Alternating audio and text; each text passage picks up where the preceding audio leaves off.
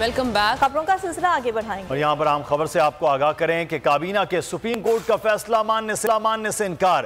P T I متحرک، P T I کا وزیر اعظم سمیت کابینہ کے خلاف قانونی کارروائی کا آغاز۔ پی ٹی آئی نے وفاقی کابینہ اجلاس کی مصدقہ تفصیلات مانگ لی ہیں۔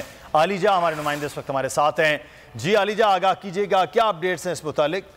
مدثر، وفاقی کابینہ کی جانب سے پنجاب کے انتخابات پر سپریم کورٹ کے 3 رکنی بینچ کے فیصلے کو تسلیم کرنے سے انکار کیا گیا تھا۔ اس حوالے سے پاکستان تحریک انصاف نے باقاعدہ طور پر قانونی کارروائی کا آغاز کر دیا ہے۔ اس ضمن میں مرکزی سیکرٹری اطلاعات فاروق حبیب کی جانب سے جو کابینہ ڈویژن کے سیکرٹری ہیں ان کو خط لکھا گیا ہے اور ان کو یہ کہا گیا ہے کہ ذرائع ابلاغ پر چلنے والی خبروں کے مطابق کابینہ کی جانب سے سپریم کورٹ کے فیصلے کو ماننے سے انکار کیا گیا ہے۔ اس حوالے سے کابینہ میں کیے گئے تمام تر فیصلوں سے آگاہ کیا جائے۔ آئین کا آرٹیکل 19 جو ہے یہ شہریوں کو حق دیتا ہے کہ وہ کابینہ کے کیے گئے فیصلوں کے حوالے سے آگاہ ہوں۔